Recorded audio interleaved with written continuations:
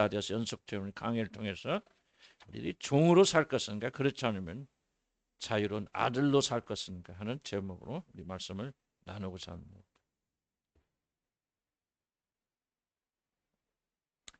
제가 계속 강조하지만 지금 갈라디아서를 강의하고 있는데, 이 갈라디아서를 편지를 받은 갈라디아 교인들이 지금 처한 문제는 사도 바울이 전한 이 복음을 오직 믿음으로 받아들여서 하나님의 참된 자녀가 되고 기쁨과 감사와 감격과 그리고 자유롭게 살던 그런 자들이 유대 예루살렘 교회에서 온 좀 이상한 이단 같은 자들이 와서 예수 믿는 것도 좋다. 그러나 예수를 믿는 것만으로는 많이 부족하다. 그것으로 구원받는 게 아니고 예수를 믿을 뿐만 아니라 모세가 전해준 모든 율법을 완벽하게 지켜야만 구원이 완성된다라고 하는 속임수에 넘어가서 이제 많은 자들이 오직 믿음으로 사는 길을 포기하고, 그리고 이제 그들이 전한 율법을 지켜서 할례를 받고 안식일을 지키고 또 뭐 이거 먹고 마시고 뭐 하라 하지 말라는 그냥 외적으로 쓸데없는 것을 지키는 데 모든 에너지를 다 쏟고 있기 때문에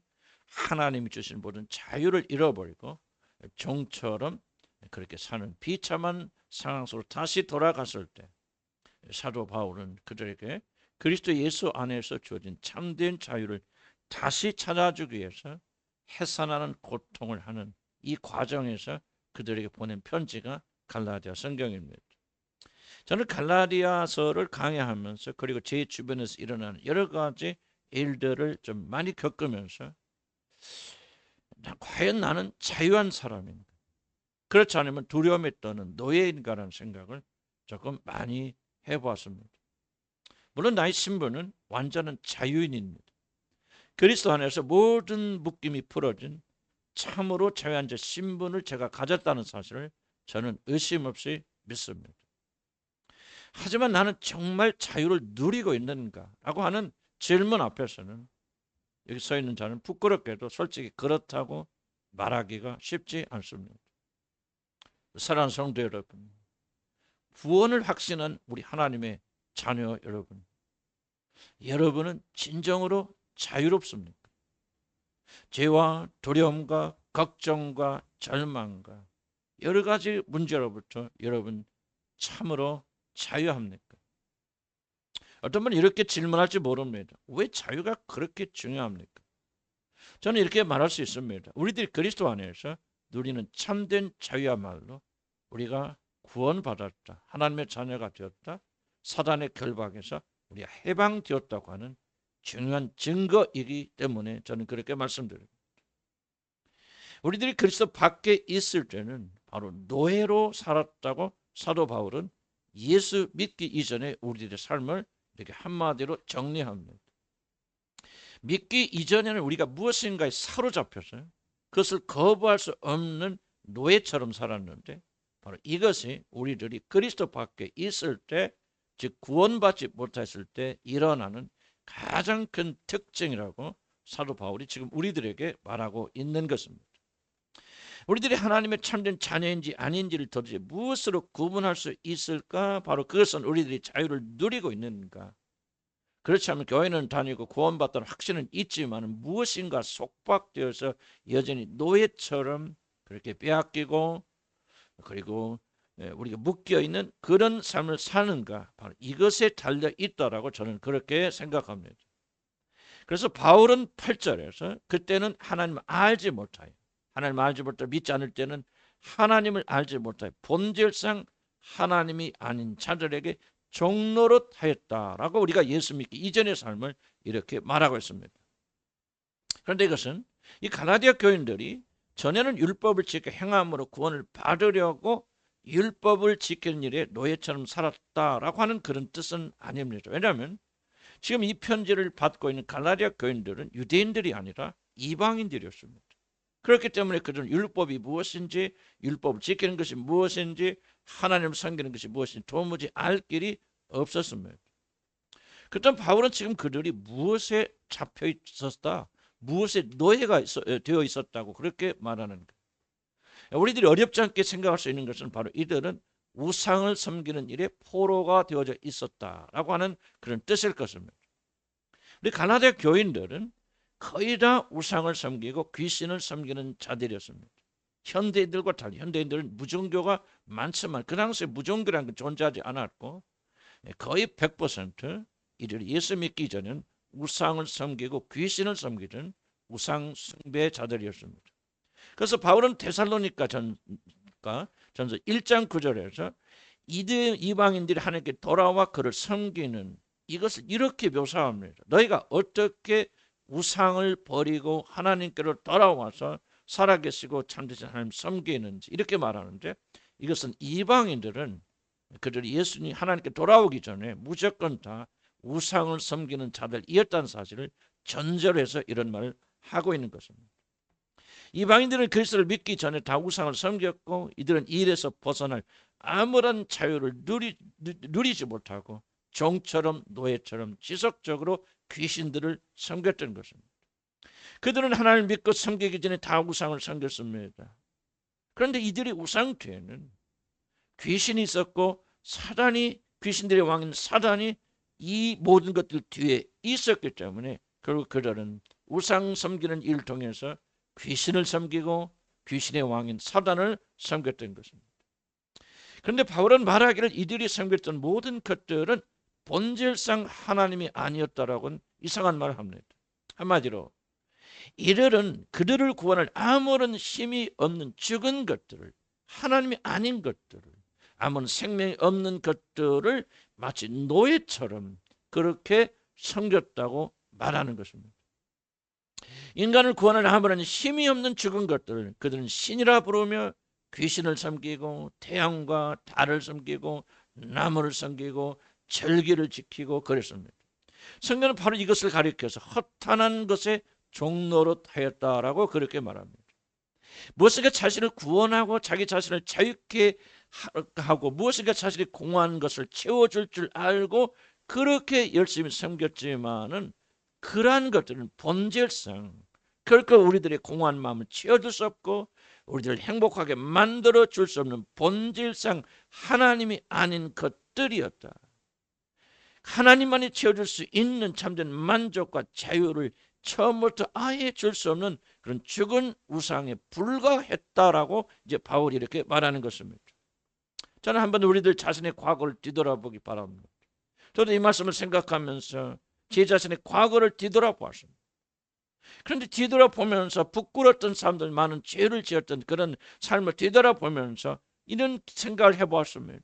나는 참 그렇게 살지 아니할 자유가 나에게는 없었군요. 지금 생각하면 생각조차 더러운, 얼마나 더러운 일들을 많이 행하였는가. 지금 생각하면 이름조차 부르기 싫은 그런 가치 없는 일들을 내가 얼마나 많이 행하였던가. 물론 나는 사실 그런 죄악을 즐겼습니다. 기뻐했습니다. 그 안에서 많은 쾌락을 누렸습니다. 그러나 한편으로는 나는 그러한 것들은 원치 않았습니다.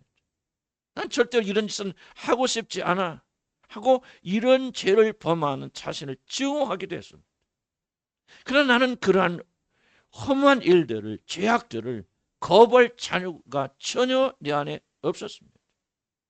그래서 내 안에서 죄의 욕정이 올라오면 나는 그냥 그것의 노예처럼 종처럼 끌려다녔다는 사실을 나는 부인할 수가 없습니다. 마음은 다른 것을 원하지만, 선한 것을 원하지만, 하나님을 원하지만, 내가 그때는 거듭나지 않았겠지만 그러나 그래도 어렸을 때부터 교회에 다녔기 때문에 내 마음은 정말 선하게 살고 싶고 죄짓지 않고 싶고 하나님 마음을 생각하지 않고 싶었지만은 내 육신을 스스로 조정할 아무런 힘이 없어서 나는 매일 원치 않은 일들에 노예처럼 끌려다녔던 자가 바로 나 자신이었다. 저는 그렇게 과거를 뒤돌아보면서 그렇게 고백하지 않을 수가 없습니다. 지금 생각해 보면 내 안에서 내가 통제할 수 없는 강력한 힘을 가진 어떤 존재, 영적 세력이 내 안에 살아 있어서 나를 매일 사망의 길고 끌고 다녔다는 것을 나는 말하지 않을 수가 없습니다. 그래서 나는 과거에, 지금 그렇지 않지만 죄의 종이었고 멸망의 자식이었습니다. 나에게는 하나님이 기뻐하시는 거룩하고 의로운 일을 행할 아무런 힘도 없었고 설령 원한다 할지라도 그것을 행할 수 있는 자유가 나에게는 전혀 없었던 것입니다. 바로 이것은 예수 그리스도로 말미암아 영원한 자유를 누리기 이전의 모든 자들의 진정한 상태입니다. 나만 그렇겠습니까? 우리 모두 다 여러분은 예수 믿기 전에 이런 삶을 사신 것입니다. 우리는 물론 이러한 일들이 우리 삶에 즐거움을 주고 의미를 주고 생명을 준다고 생각하여서 이런 세상의 쾌락과 죄를 쫓아갔을 것입니다. 그러나 우리 성경은 뭐라고 말하면 우리들은 바로 본질상 하나님 아닌 것들, 결코 우리에게 만족과 기쁨과 행복을 줄 수 없고 생명을 줄 수 없는 것들에게 종노릇 했다라고 그렇게 말합니다. 그래서 그러한 것들을 쫓아간 결과 우리는 공허로다 그런 외침을 외치지 않았습니다. 아담과 이브처럼 벌거벗은 것이 드러나 너무 수치스러워서 나무 사이로 숨어버린 존재들이 저와 여러분이 아니었습니까?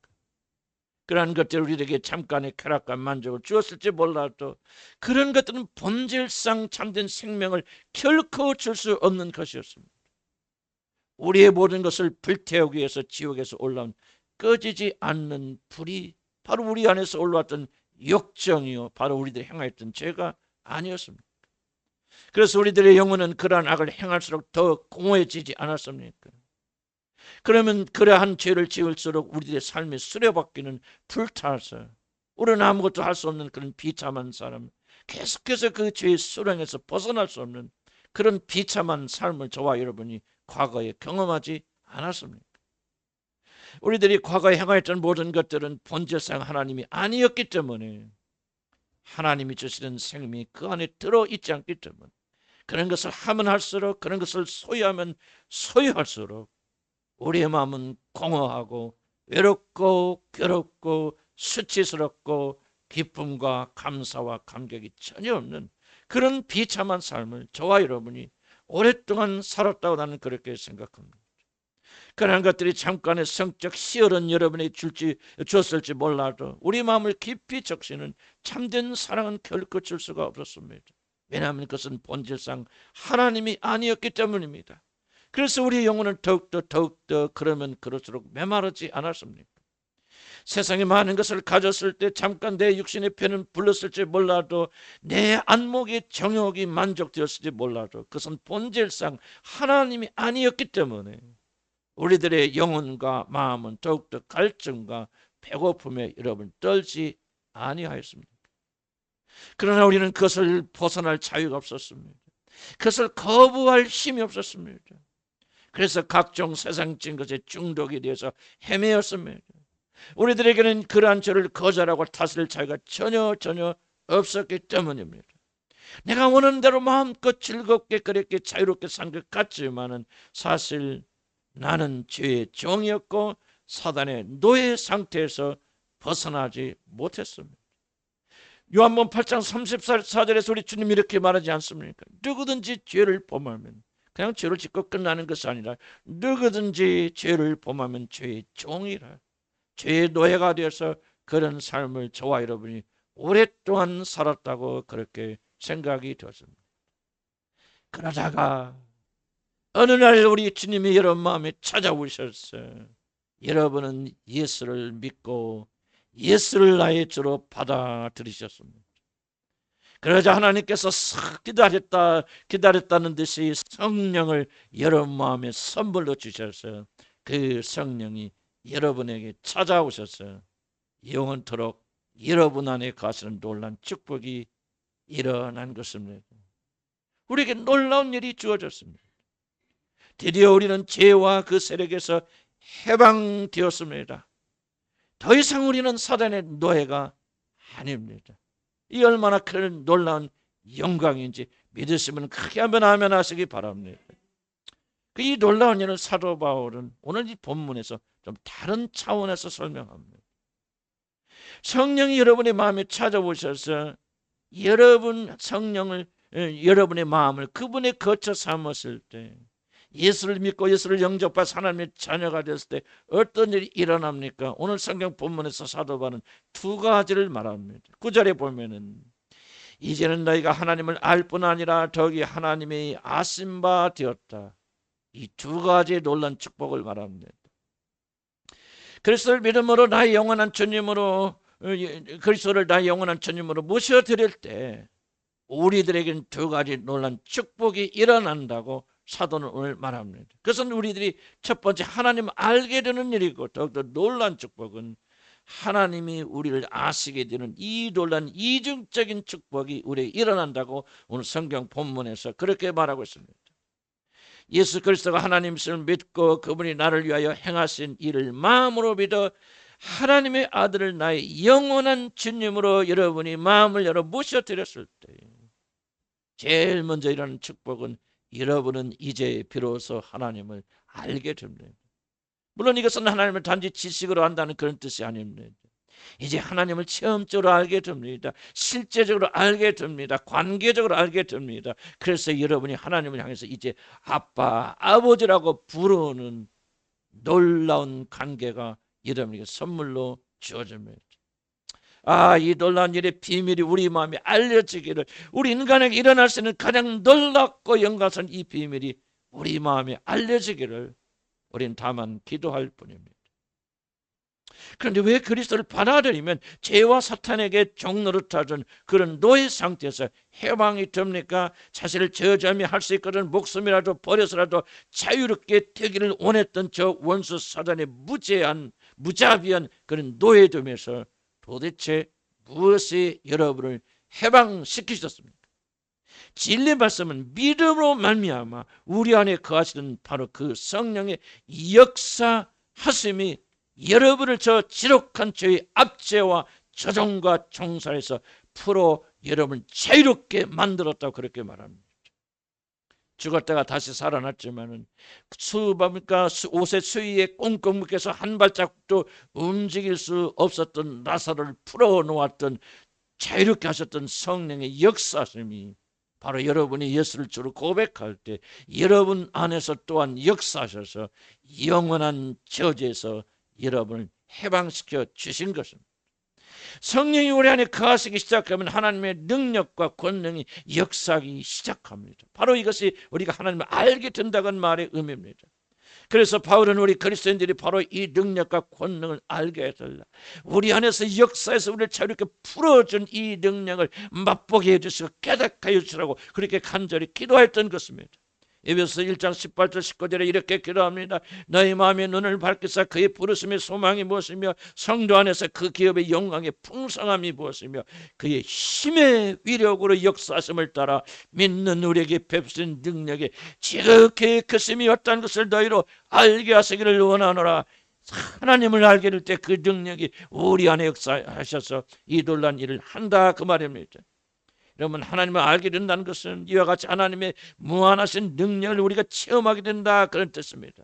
하나님의 무한하신 능력이 우리 안에서 역사하니 이제 우리는 그 포로되면서 해방된 것입니다. 하나님을 아는 자들은 그의 능력이 역사해서 이제 영원히 자유롭게 됩니다. 우리는 이 사실을 굳게 믿어야 됩니다. 느끼지 못하였어도 체험하지 못하였어도 어떤 육신적으로 이걸 깨닫지 못하고 여러분 어떤 감정적으로 깨닫지 못하여도 우리는 이 믿음으로 이 말씀을 믿어야 되고 항상 이 믿음에 우리가 서 있어야 됩니다. 사랑하는 성도 여러분, 그리스도를 믿는 믿음을 가진 자들, 참으로 그를 믿는 자들은 결코 죄의 위력 아래 갇혀 있지 않습니다. 해방되었습니다. 자유롭게 되었습니다. 죄는 그리스도 안에 있는 우리를 더 이상 포로 삼지 못합니다. 이 사실을 믿고 이 믿음에 서 있는 자들은 자유롭게 될 것이요, 자유롭게 되었지만 이 사실을 믿지 못하고 믿음에 굳게 서 있지 못한 자들은 굳게 믿지 아니한 자는 굳게 서지 못할 것입니다. 믿음을 가진 자들은 비록 육신의 습관이 남아서 때때로 우리가 실패할 때도 있고 흔들릴 때도 있지만은 사랑하는 여러분, 이제 우리는 더 이상 죄와 사탄의 노예가 아닙니다. 그러므로 죄의 종처럼 사단의 노예처럼 그렇게 패배하는 삶을 살지 않기를 나는 주님을 간절히 축복합니다. 우리는 이미 해방되었고 우리를 묶고 있는 죄의 모든 사슬은 그리스도 십자가 안에서 이미 끊어졌습니다. 절망과 낙심과 우울이 나를 찾아올 때마다 이 사실을 크게 고백하시는 난 주의 이름으로 축복합니다. 우울증이 여러분을 터뜨려 할 때마다 믿음으로 크게 외치시기 바랍니다. 나는 이미 예수 그리스도 안에서 해방되었다. 나는 이제 하나님을 아는 자가 되었다. 이 더럽고 추악한 것들아 나를 떠나라. 전에는 내가 하나님을 지식적으로 알았으나 이제 나는 체험적으로 안다. 나는 그를 믿는다. 그가 나의 하나님의 능력으로 나를 건지실 것을 나는 의심 없이 믿는다. 이 더럽고 추악한 거짓말한 마귀야, 너는 내게서 떠나가라. 성경은 약속합니다. 마귀를 대적하라. 그리하면 저가 너를 피하리라. 하나님은 약속하셨습니다. 믿음을 가진 자들 안에서 이 약속은 반드시 이루어질 줄로 저는 확신합니다. 그런데 그리스도를 믿음으로 받아들인 자들의 축복은 여기서 멈추지 않는다고 말합니다. 그리스도를 믿음으로 받아들일 때 우리는 하나님이 아시는 자가 된다. 하나님을 알 뿐만 아니라 하나님이 우리를 아시는 자가 된다라고 그렇게 말합니다. 하나님이 너희를 아시는 바가 되었고, 그런데 여러분 주목하시기 바랍니다. 여러분 이 아시는 바가 되었고 이 말은 그저 하는 말이 아니고 말장난이 아닙니다. 단지 하나님이 우리들이 하나님을 알게 되었다는 말을 반복하는 것이 전혀 아닙니다.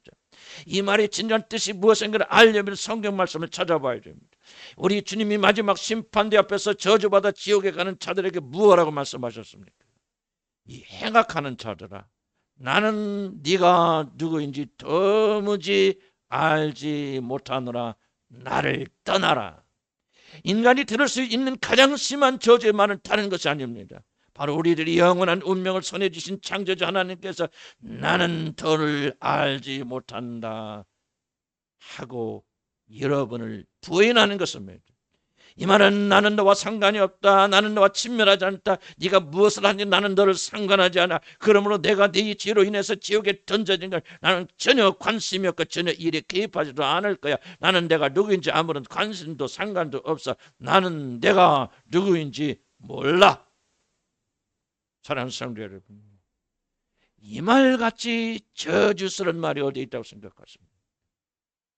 그런데 여기서는 그리스도를 믿는 자들, 단순한 믿음으로 예수를 자기 구주로 받은 자를 가리켜서 뭐라고 말합니까? 너희들은 하나님이 아시는 바라. 그래서 마지막 때 하나님이 여러분을 향해서 나는 너를 알아 그렇게 말씀하신다, 그런 뜻입니다. 이 얼마나 놀라운 축복입니다. 이 말같이 복된 말이 또 어디 있겠습니까? 사랑하는 성도 여러분, 돈이 많아서 건강이 많아서 여러분 좋은 집이 많아서 여러분이 쌓아둔 재산이 많아서 행복한 것이 아닙니다. 여러분이 가장 행복한 말은 마지막 심판대 앞에서 여러분의 영원한 운명을 결정짓는 바로 그분의 입에서 나는 너를 안다. 이 말같이 영광스럽고 이 말같이 축복받고 이 말같이 다행스럽고 이 말같이 우리의 위로가 되는 말이 어디가 있습니까? 성경이 뭐라고 말합니까? 예수를 주로 받은 자들, 성령을 받은 자들은 하나님을 알 뿐만 아니라 하나님이 너희를 아신 바 되었느니라. 우리 믿으시면 크게 한번 아멘으로 영광 돌리시기 바랍니다. 아멘. 놀라운 축복의 말씀입니다. 저 위대한 모세가 받은 가장 큰 축복이 무엇이었습니까? 여호와께서 모세에게 이르시되 내가 말하는 이 일도 내가 하리니 너는 내 목전에 은총을 입었고 모세야 나는 내가 이름으로도 너를 아느니라. 이것이 모세가 받은 가장 큰 영광입니다. 하나님이 우리를 아시는 것보다 더 큰 일이 없습니다. 그러므로 우리들이 하나님 아는 것보다 더 중요한 일인 것은 하나님이 여러분을 아신다고 선언하시는 것입니다. 그래서 마지막 심판대 앞에서 아무개야 이름을 부르시면서 나는 너를 안다. 믿노라 구원받아 주장하는 자를, 그러나 참된 믿음을 가진 자를 향해서 그들이 과거에 행했던 모든 공적을 말합니다. 나는 주의 이름으로 귀신을 쫓아라. 나는 주의 이름으로 선지자 노릇했고 나는 주의 이름으로 죽은 자를 살려냈고 얼마나 많은 희생과 헌신을 하였는지 모릅니다. 그러나 주님이 말합니다. 이 행악하는 자들아 나는 네가 누군지 도무지 알지 못해. 너는 나를 떠나라. 그러나 단순 믿음을 가지고 예수 그리스도를 나의 구주로 받아들여서 주님으로 받아들여서 성령을 받은 자들은 그분 앞에 이르렀을 때 어서 오라 내가 너를 환영하노라 나는 네가 누구인지 아노라. 이런 축복이 여러분에게 임하시는 나는 주 이름으로 간절히 축복합니다. 사랑하는 성도 여러분, 나는 여러분의 진심으로 묻고 싶습니다. 여러분이 하나님을 아빠 아버지로 아십니까? 더 중요한 질문이 있다면 그분이 여러분을 아십니까? 여러분은 그분에게 알려진 분이십니까? 그래서 마지막 심판대 앞에서 하나님이 나는 너를 안다고 말하십니다. 모든 거짓 선지자를 쫓겨가는 자들은 뭐라고 말하면 나는 당신을 압니다. 당신의 제자였습니다. 당신의 선지자였으면 나는 당신을 속속들이 압니다. 그때 주님이 말씀하십니다. 그러나 내가 너에게 한번 묻고 싶다. 내가 너를 아느냐? 그런 믿음을 가진 자죠. 오늘 그리스도를 나의 구주로 받아들여 주님으로 받아들여서 그분에게 자기 모든 걸 바치고 그분을 따라가는 자들은 아무리 부족하고 연약하고 선지자 노릇하지 못하였어도 주님이 이렇게 말하실 것입니다. 아무개야 내가 너를 아노라. 그리스도를 믿어서 성령을 받을 때 여러분 하늘 깊이 체험할 뿐만 아니라 성령이 그 안에 계신 자들은 하나님께서 자신의 영이 그 안에 계심으로 그를 반드시 아시게 될 것입니다. 이제 말씀을 맺고자 합니다. 하나님을 알고 하나님을 아시는 자를 또 다시 노예처럼 살 수 있습니까? 라고 하는 질문이 있습니다. 대답은 그렇습니다. 바로 갈라디아 교인들이 생생한 증거입니다. 사실 적지 않은 믿음의 사람들이 하나님께서 아들의 죽음을 통해서 우리에게 선물하신 참된 자유를 빼앗기고 비참하지만 다시 종처럼 사는 자들이 한둘이 아닙니다. 아들이시면 성령이 거하시는 아들이지만 노예처럼 사는 자들이 오늘날 교회는 너무나도 많습니다. 그래서 어려운 일이 생기면 두려워하고 낭망하고 절망하고 세상의 보라가 돼서 세상의 쾌락과 세상의 안락으로부터 벗어나지 못하고 있습니다. 그 사람이 아예 하나님을 알지 못하고 하나님이 그를 알지 못하는 불신자들이 일하면 뭐 그럴 수도 있겠지만은 그리스도를 믿는 믿음을 통하여 하나님을 알게 되고 더욱더 하나님이 아신 바 된 자들이 이제 자유롭지 못하고 종처럼 산다면 그것까지 큰 비극이 어디에 있겠습니까? 만약 우리들이 하나님 주신 참 자유를 누리지 못한다면 우리는 아들이 아니라 신분은 바뀌지 않겠지만 아들이 아니라 종으로 노예로 사는 것입니다.